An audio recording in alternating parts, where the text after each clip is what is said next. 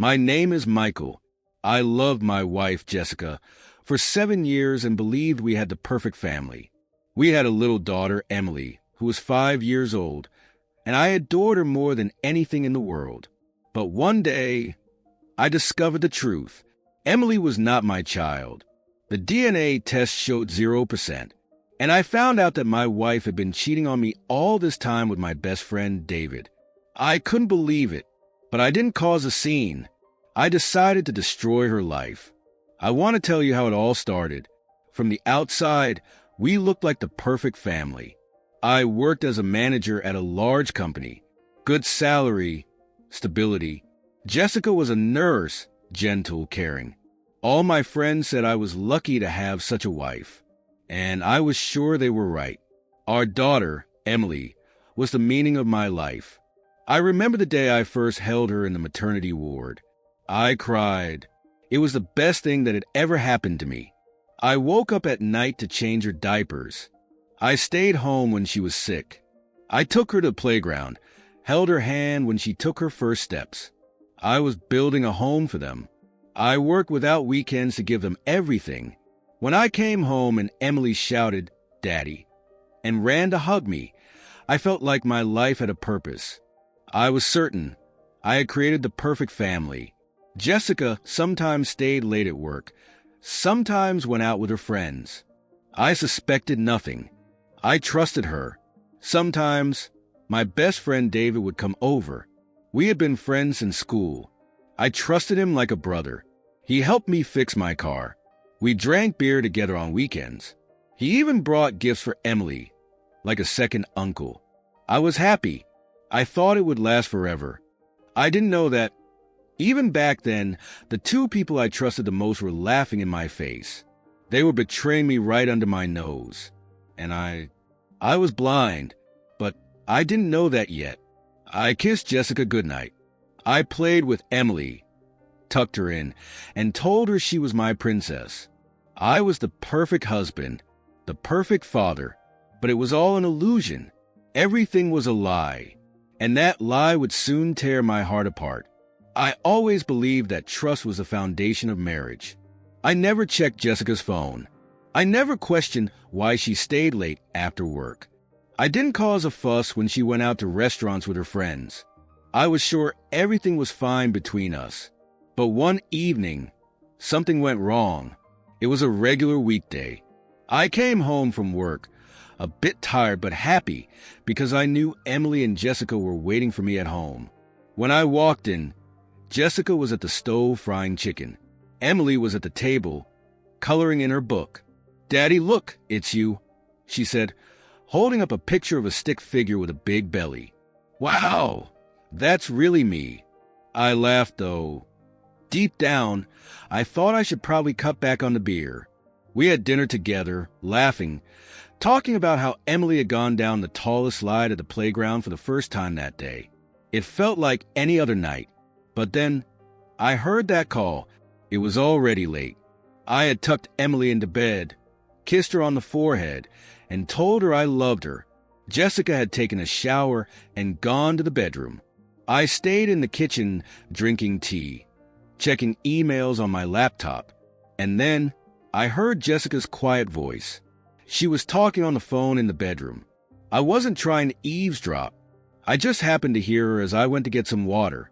"No, he doesn't know anything," she whispered. I'm shocked too. She looks so much like him. I froze in place. Yes, 5 years. Can you believe it? But he doesn't suspect a thing. Everything inside me turned cold. What was she talking about? Who didn't know? What did she mean? 5 years. I stood there, my heart pounding in my chest. Yes, David. Calm down. No, I won't say anything. Why would I? He thinks she's his child. We got lucky. I almost dropped my glass. David, my best friend. And what did she mean, his child? I stood there in the dark, holding my breath. Then I quietly went back to the kitchen, sat down, and stared at the wall. I couldn't believe it. I must have misunderstood. This had to be some kind of mistake. But deep inside, a knot of fear and pain tightened in my chest. Jessica came out of the bedroom 10 minutes later. "What are you doing here?" she smiled. I looked at her. I pictured her talking to David. The two of them betraying me for 5 years. "Oh, nothing, just thinking." I forced a smile. "I'm just tired." I hugged her. The scent I had always loved now felt foreign. I nearly broke down, but I didn't say anything. I decided I needed to find out the truth first. That night, I barely slept. I lay next to Jessica, listening to her breathing, and thought, what if it's true? What if Emily isn't my daughter? I remembered the first time I held her in my arms, how I taught her to ride a bike, how we baked cookies together, and panic gripped me. I was afraid to find out the truth, but I was even more afraid to keep living in a lie. The next day, I called a lab. "Hello, I'd like to do a paternity test." "Yes, of course. You'll need a DNA sample from the child and yourself." I listened, took notes, my hands trembling. I knew that once I had the results, my life would never be the same. That evening, I quietly took Emily's hairbrush, collecting a few strands of hair. I put them in a small plastic bag. Then I collected my own sample. The next day, I brought everything to the lab. "You'll get the results in 5 days." 5 days. Those were the longest 5 days of my life. I tried to act normal. I played the role of a loving husband. I hugged Emily, kissed her. But every minute, I kept thinking, what if she's not mine? What will I do then? Even then, I knew if the betrayal was confirmed, I would destroy Jessica. She thought she was smarter than me. She thought I would never find out. But she didn't know that she had awakened a beast inside me. And that beast was only waiting for proof to strike. 5 days. 5 long, exhausting days. I lived as if in a fog. I woke up every morning, saw Jessica beside me. So familiar, so dear, and I hated her. I saw Emily running to me, shouting "Daddy." And it tore me apart inside. What if she wasn't mine? I played the role of the perfect husband. I held it together. I even gathered everyone once, Jessica, Emily, and David, and we went on a picnic. I sat beside them, laughed, drank beer with David, watched him toss Emily into the air, and thought, what if he's her real father? That thought drove me crazy. I wasn't living. I was existing, waiting for the call from the lab. The 5th day, the phone rang. I grabbed it like my life depended on it. "Good afternoon. This is a lab. Your test results are ready." I was trembling. "And what's the result?" "Paternity probability, 0%. You are not the biological father of the child." I was silent. "Hello? Can you hear me?" I heard, but I couldn't comprehend it. 0%. Emily wasn't mine. Not mine. I hung up. I sat in my chair, staring into space. I felt something breaking inside me. Not just my marriage. Not just my trust. My entire life was shattering. I sat like that for 10 minutes. Then, I heard Emily laughing in the next room. I went in. She was building a castle with her blocks. "Daddy, look. This is our house." I sat down next to her. "It's beautiful. And where's my room?" "Here. And Mommy's is over here." She pointed to a small room on the side. "And yours is the biggest, because you're the best." I hugged her. I cried. But she didn't see it. She wasn't mine. But she was mine. There was no one in this world I loved more. I stepped out into the hallway. Jessica came out of the bathroom, drying her hands with a towel. "What's wrong?" she smiled. I wanted to scream in her face. "I know you cheated on me. I know the child isn't mine." But I stayed silent. I smiled back. Nothing. Just thinking. At that moment, I made a decision. I wouldn't just leave. I wouldn't just tell her I knew the truth. I would destroy her. I would take everything from her, and she would remember this for the rest of her life. That evening, I lay beside her in bed. I stared at the ceiling. and she slept, unaware that I was no longer her husband. I had become her enemy. I was now the man who would ruin her life the way she had ruined mine. I got up at 5 a.m., brewed coffee, opened my laptop, started making a plan. I knew I needed a clear head. I couldn't let my emotions control me. I had to do it so that she wouldn't even realize she'd lost everything until it was too late. I started reading up on family law. I read about terminating parental rights, about evicting a spouse from shared property. I found a lawyer, the best in the city. I want a divorce, and I want my wife to end up with nothing. All right, do you have evidence of infidelity? I smiled. I will soon. I decided to act quietly. I ordered a hidden camera. I installed software on Jessica's phone that mirrored all her messages to my laptop. I set traps in our conversations, asked innocent questions. So, have you seen David this week? No, haven't seen him in a while, she smiled. But I was already reading their messages. My love, I miss you so much. As soon as Michael goes on his business trip, come over. I miss your body. I read that and clenched my fist so hard my nails dug into my palms. But I stayed quiet. I waited. I gathered everything. Photos, messages, printouts. I wanted her to be speechless in court. I didn't just want to kick her out. I wanted her to end up on the street, so that every morning, when she woke up in her cheap rented room, she would remember me and realize she lost everything. Family, home, child, and it was all her fault. I was patient. I waited for the moment to strike. I looked at her every day, as she thought she had everything under control. I looked at David, as he came over, brought beer, joked, kissed his wife, and then texted mine. They thought they were smart, but they forgot. There's nothing more dangerous than a betrayed man who knows the truth, and that man was already holding a knife to their throats. They were still laughing, but I was already sharpening the blade. I always thought of myself as a calm, level-headed man, but those weeks turned me into someone else. I was no longer the husband who brought flowers home after work. I became a predator, stalking his prey. I was patient, I was cold, and I knew when I finally pulled the trigger, it would be a shot straight to the heart. For both of them, a month had passed since I learned the truth.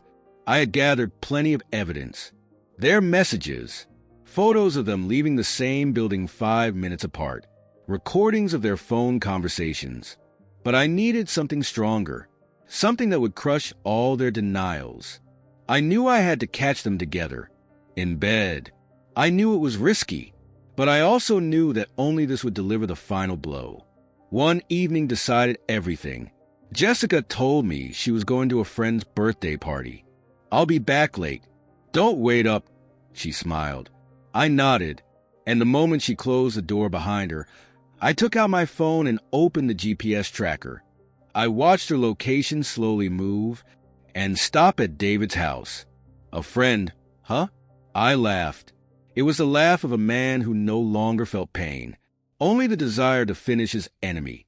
I had already rented a car with no plates. I drove to David's place and parked across from his windows. I saw them kiss in the hallway, laughing, entering the bedroom. I turned on my phone camera and started recording. I recorded everything. Her slipping off her dress, him holding her, them falling onto the bed. I held the phone, but my fists were clenched. In my head, I heard Emily's voice. Daddy, I love you. I closed my eyes. I wanted to kill them both. But I took a breath, and another. Calm down, Michael. Not yet. I drove home. I watched the video over and over. I memorized every detail, every movement, every sound. There was no doubt left. I had seen it with my own eyes. My wife, a whore. My best friend, a traitor. And my daughter, I wouldn't let her grow up surrounded by these lies. Jessica came home at 1 a.m. How was the party? I asked, pretending I had just woken up. Oh, wonderful. We laughed so much, she said, slightly tipsy. How was your night? Fine. Just watched a movie. Good night, honey, she said and kissed me. I nearly vomited. All I could see was her mouth on his body in that video. I barely held it together, but I smiled. Good night, love. The next day, I took the video to my lawyer. We've got an airtight case now, he said after watching it. We'll take everything. I want her left with nothing, I repeated. No way back. That's exactly what we'll do. I kept playing the loving husband. Jessica thought she was in control. David kept coming over, bringing beer, patting Emily on the head. He smiled at me, and I smiled back. But I was already holding the knife, ready to drive it into their backs. I was just waiting for the right moment, the moment their world would collapse. I wanted them to fall so hard they would never get back up. While I waited, I visited Emily's room every night. I sat beside her, held her little hand, and thought, "You're not mine, but you are mine, and I won't let them take you away. I will make sure you never see those liars again." And I knew my plan was nearing its end. Their downfall was close. The moment I saw them together on that video was burned into my memory forever. I watched it dozens of times, and each time my anger grew colder. I no longer wanted to simply expose them. I wanted them to suffer, long and painfully. And so I began my game. The first step was simple. I decided to show them that I felt something, but not directly, just a hint. Leave them in suspense. Make them nervous. Force them to make mistakes. One evening, during dinner, I casually said, "You know, Jess, my coworker told me today he did a paternity test. Thought it'd be funny, but turns out the kid wasn't his. Can you believe that?" I looked her in the eyes. Her hand holding the fork froze for just a second, only a moment, but I noticed it. "Oh, wow," she smiled. "That's awful, but that's not about us." I laughed. "Of course not. Just crazy how people can be so deceptive." I noticed her palms were sweaty. She was nervous. And this was just the beginning. The next day, I called David. "Hey, man, want to hang out? Beer, football? Like the old days." "Oh, cool," he replied, a little hesitant. "Sure, let's do it." He didn't know I had already read his messages to Jessica. What is he planning? Does he suspect something? I knew he'd be on edge. We sat in a bar, watched the game, made jokes. And then I said, "You ever hear about someone doing a paternity test and finding out the kid isn't his? Crazy, right?" I watched as his beer nearly spilled onto his lap. "Seriously? Ha, that's rough. Imagine that, raising a kid for 5 years, loving her, and then bam, not yours. I think I'd kill someone." David was sweating. I saw his fingers tremble. "Well, hopefully, that's not our problem." He forced a weak smile. I took a sip of beer. "Hopefully, man." And I looked him straight in the eyes. That same evening, they were texting. "Michael knows something." "What do you mean?" "He's joking about DNA tests." "This isn't random." "What do I do?" "Calm down. He's an idiot. We hid everything. He'll never find out." I smiled as I read their panicked messages. They were scared. For the first time in years, they felt fear. And this was only the start. I decided to push further. I left an empty DNA test box in our bedroom. Just the packaging. Jessica found it while cleaning. "Michael, what's this?" I acted surprised. "Oh, that? Some promo from work. Just throw it away." I saw her face pale. Her hands trembled, but she said nothing. And I knew she would call David to tell him. And she did. I read their texts. He knows something. Did he find something? What test? What do we do? "Calm down. It's a coincidence." I watched them crack under pressure. They didn't know I held all the cards. I was one step ahead. The next day, I opened the safe in our bedroom.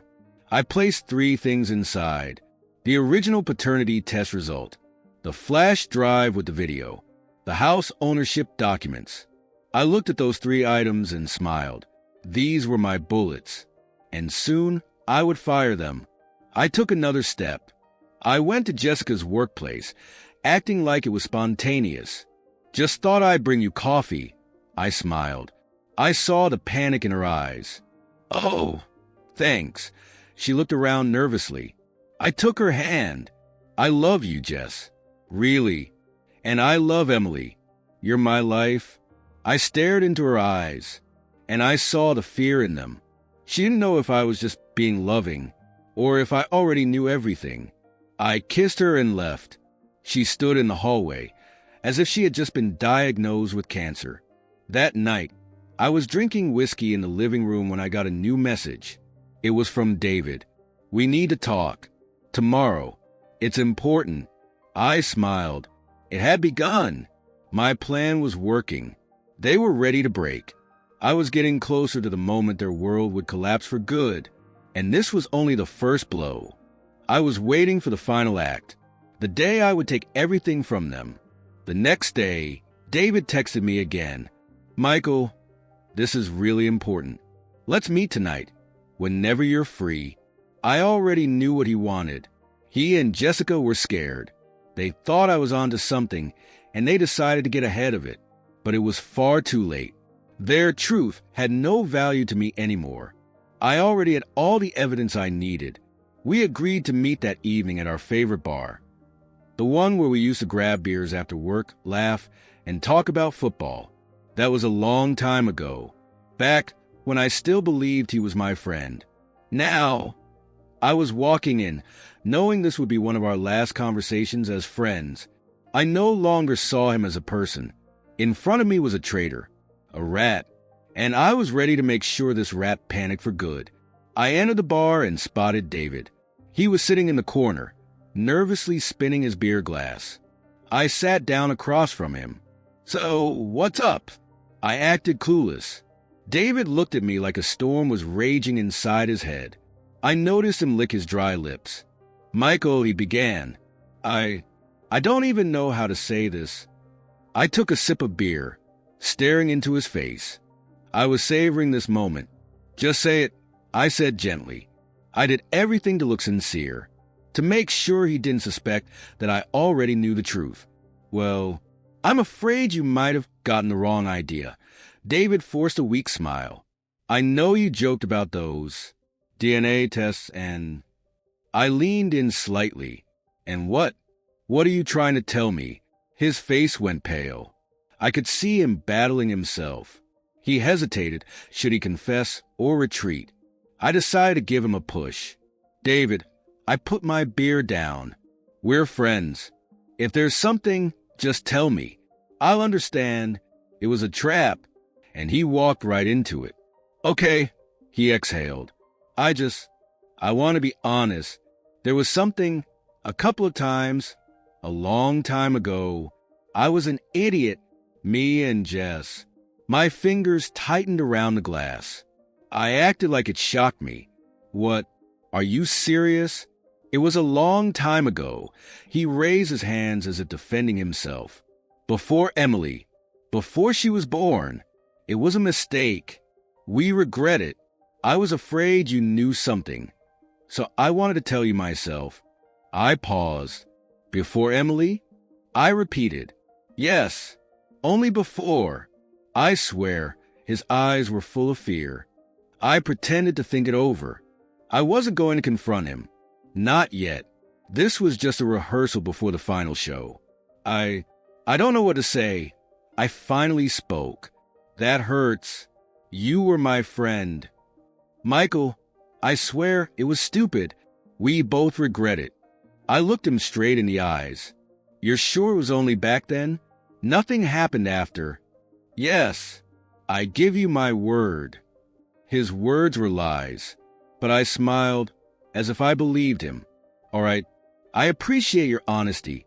I need to think." I saw him exhale in relief. He thought he had salvaged the situation. But I already knew his time was up. That evening, Jessica also started hinting about mistakes from the past. I just want there to be no secrets between us. It was before Emily. I was stupid, but I love you. I listened to her, hugged her, kissed her forehead. I told her everything was fine, that I forgave her. But in my mind, I saw that video. I knew they thought they had fooled me again. But this time, I wasn't the one being deceived. I was holding all the cards, and I had already decided their ending would be brutal. That night, I sat in the kitchen, drinking whiskey, staring at the safe. DNA test, flash drive, house documents. That was my weapon, and I was ready to pull the trigger. I decided when I'd do it, it would be on Emily's birthday. Everyone would be there. Family, friends, David with his wife. And that's when I would reveal everything.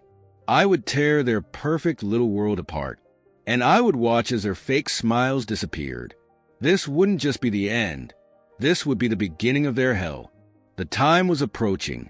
I had decided that the explosion would happen on Emily's birthday. This wouldn't just be a blow. It would be a nuclear blast that would destroy everything they had built. I wanted it to be public, in front of family, friends. So their humiliation would be absolute. They wouldn't just lose me. They would lose respect, trust, and their reputation. I wanted this betrayal to brand their faces forever. I was calm, but it was the calm of a predator, coiled before the strike. Phase 1, technical preparation. I installed a hidden camera in the living room where the party was planned. Small, discreet, built into a wall clock. I connected it to my laptop so that when I started speaking, everything would be recorded. I wanted this video to be seen by everyone later. I wanted them to hear their own confessions, their pathetic excuses, so they could relive their shame over and over again. Phase 2, documents. I contacted my lawyer. We prepared the divorce papers and a motion to strip Jessica of any share in our home. I knew I had every reason. Infidelity, DNA test proving I raised someone else's child, video evidence of her adultery. Everything was on my side. The lawyer assured me that with this evidence, I wouldn't just get a divorce. I could throw her out on the street with nothing. We'll destroy her, Michael, he said. She'll be left with nothing. That's exactly what I need, I replied. Phase 3, winning their trust. In the days leading up to the birthday, I played the perfect husband. I brought Jessica flowers, took Emily to the park, invited David over for lunch. I laughed, joked, hugged them. They relaxed. They believed their half-confession had smoothed everything over. They thought I had moved on. That was the sweetest part. I saw how smug they were, thinking they had fooled me. But they didn't know these were their final happy days. The night before the party, Jessica was baking a cake. Emily was running around the apartment, excited for her friends to come tomorrow. I sat in the armchair, holding that same flash drive with the video, watching them. "Daddy, do you love me?" Emily asked, running up to me. I lifted her into my arms. "Of course, sweetheart. You're my everything." And it was true. I had made my decision long ago. I could tear this family apart and walk away. But I wouldn't leave Emily. She might not be mine biologically, but she was mine. I was her father, and I wouldn't let those two liars take her from me. That night, when everyone was asleep, I sat in the living room. In front of me was my plan. The video ready. DNA tests locked in the safe. Divorce papers in the folder. I reviewed everything once more. I knew that tomorrow, after my revelation, they would scream, beg, and justify themselves. But I didn't care anymore. Tomorrow would be their end. I looked at sleeping Jessica. I had loved her once. Now I was waiting for the moment to erase her from my life. She would no longer exist to me. I stood up and looked in the mirror. I saw a new man. I couldn't be fooled anymore. I couldn't be broken. I had become the man cheaters feared. And tomorrow, they would see it with their own eyes. I turned off the light. Tomorrow would be a day they would remember for the rest of their lives. And that day would mark the beginning of their downfall. The day had come. The day that would change everything. The day after which their lives would never be the same. My daughter's birthday. 5 years. For her, it was a special day. For me, the day of reckoning. I woke up early. Jessica was already setting the table, decorating the living room with balloons. Emily was jumping around her, laughing, unwrapping the presents we had bought earlier. I watched this scene, the happy family, and only I knew that in a few hours, this illusion would shatter, with a crash. In front of everyone, I smiled. Something wrong? Jessica asked. No, I'm just happy, I replied. And it was true. I was happy because I knew no one would ever deceive me again. By noon, the guests arrived. Jessica's parents, my sister and her husband, our neighbors, friends, and, of course, David with his wife. I shook his hand. I hugged his wife. I watched as he tried to avoid my eyes. I saw Jessica nervously glancing at me. They thought it was all over, that they had gotten away with it. I didn't know I had already pulled the pin. The party was going well. The kids were running around the apartment. The adults were drinking, chatting, laughing. I was the life of the party. I cracked jokes, refilled glasses.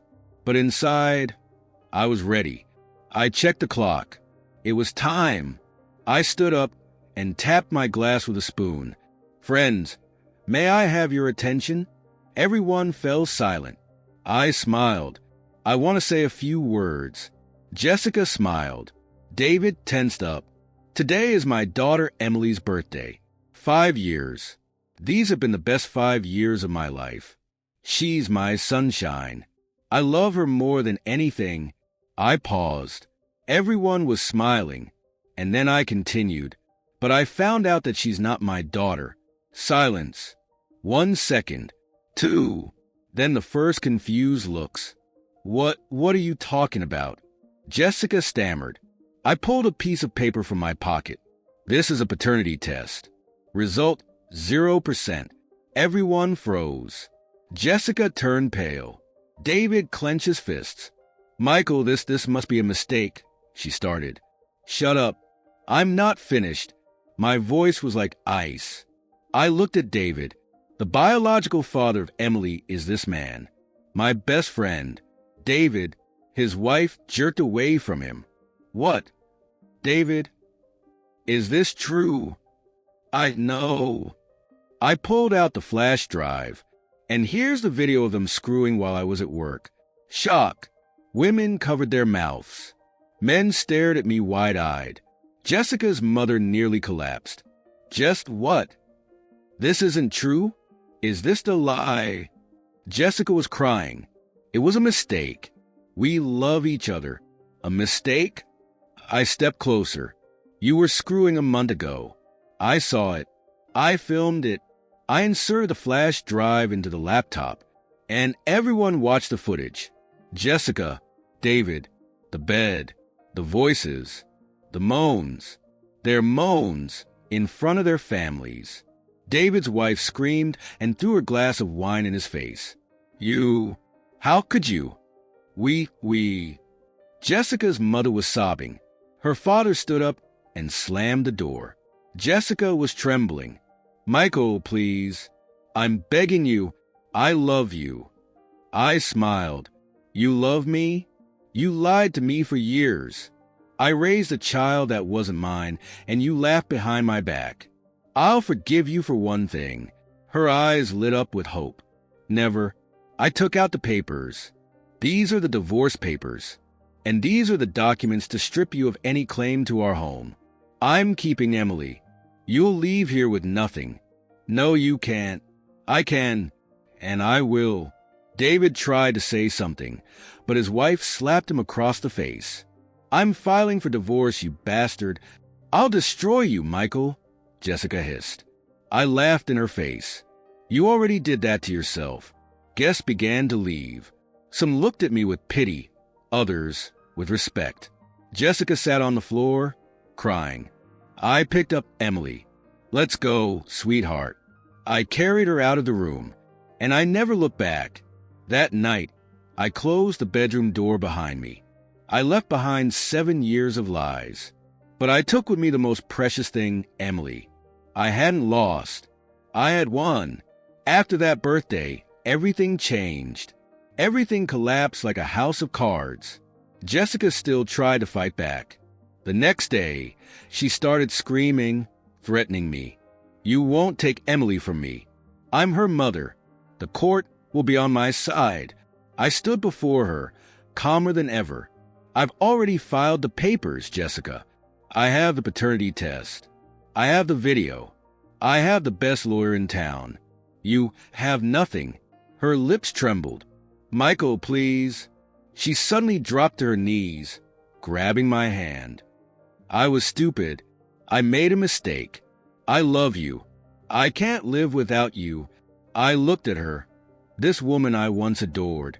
Now, she was just a pathetic, lying creature before me. It's too late, Jessica. Far too late. I pulled my hand away and left the room. The court hearing lasted less than an hour. My lawyer laid everything out.